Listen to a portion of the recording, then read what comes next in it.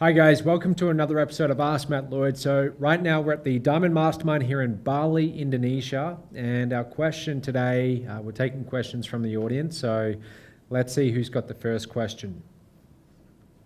Hi Matt, Michelle DeArmond here. My question was, when you were struggling and beginning in your business, how did you set your mindset every day? What did you do to set that mindset? And now that you're making millions of dollars and paid out over $20 million in commissions, how has that evolved? Okay, so I got started late 2008. I'm sure you've all heard the story before. I put in $2,000 into a business, don't do anything for like 3 months, because I had to go back to my parents' farm and help out with the harvest for a few months. But after I got back to the city, I thought, okay, I brought this $2,000 online business. What do I do? And like many people, the first natural response was, I need to learn more stuff because I don't have a clue what I'm doing. I need to go and learn from the gurus. So I start buying products. I start buying course after course after course. And before I know it, I'm just completely overwhelmed. I'm thinking, I've got to go and learn how to get a blog up, a lead capture page up, traffic. Where do I even start? So for several months, I was just in this knowledge acquisition mode. And then in, I think it was March in 2009, I have a chance to attend a one-day event. And that one-day event was in Sydney, Australia. So a 5-hour flight for me. And I decide, you know what, it's time to get serious about the business. So I buy a ticket. The ticket was like $100 to go to this one-day event. I go and buy my plane ticket. I fly all the way to Sydney, stay in a backpacker's hostel because that's about all I could really afford at that point. And at that one-day event, it's a sales presentation. It's a sales presentation for the next 2 programs in that company. That's essentially what it was. And it was $25,000 US, which with the global financial crisis was $38,000 Australian because of the exchange rate. To put that in perspective, today it would be, closer to a parity. Okay, it might be 30,000 Australian. So I paid a lot more money back then in 2009 than I would have today. And I decided to move forwards and get that program.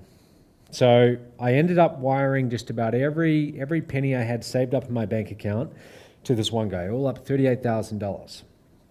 So to answer your question, in the very beginning, the reason why I made that investment was because I was sure that I could succeed in the business. And what I found out was that in the very beginning, I couldn't. I spent the first few months and didn't make a single penny. I'd outlaid all of this money and I had nothing coming in.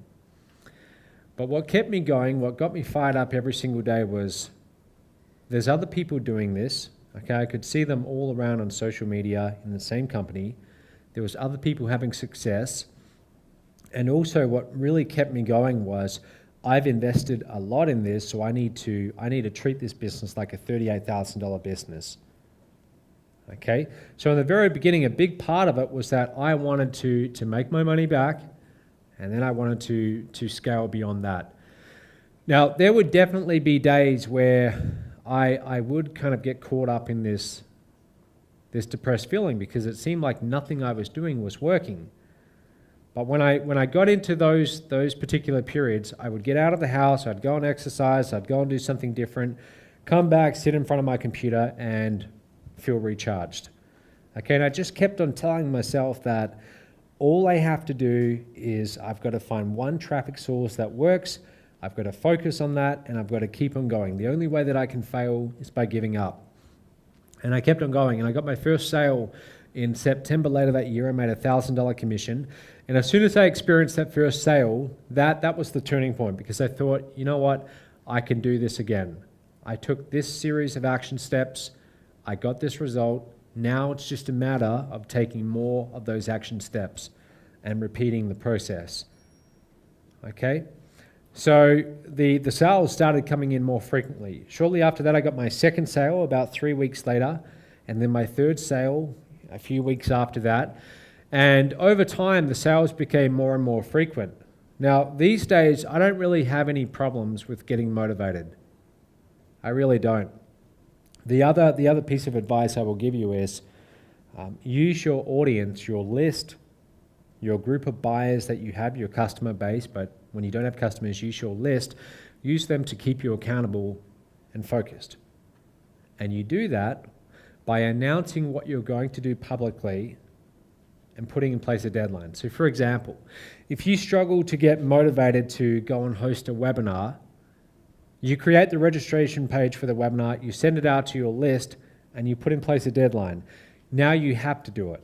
And now your motivation is, let me rephrase that. Now it's not a matter of internal motivation because you have enough external motivation to overcome that. Everyone's expecting you to do this webinar on this date at this time, so now you have to do it. If you don't do it, you're going to look bad because you've told everyone you were going to do it. So that's also another thing that I did. In late 2009 and early 2010, I started hosting a lot more webinars where I would give myself that deadline, I would make some promise over what I was going to teach or train on, and then I had to get it done. Okay, does that help? Yes, that does. Thank you very much. Okay, yeah. Now, as far as like listening to audios and reading books and things like that, I do listen to a lot of audio books as well. Okay, so most days I'm listening to audio books, and they're not so much motivation audio books, but books like, right now I'm listening to Michael Gerber books from the E-Myth, things like that. Autobiographies, I'm listening to a lot of stuff about Warren Buffett right now. So I listen to that, and that keeps me immersed in this kind of business mindset. And also by learning about really high-achieving entrepreneurs, people who become billionaires and have become very successful, I also find that keeps me very motivated because I listen to their stories and I think, you know what, if they can do it, if they were able to do it, all I have to do is follow along in their footsteps. Okay? Does that help? Great. So if you've got a question for me, go to askmattllloyd.com. Otherwise, we'll see you tomorrow.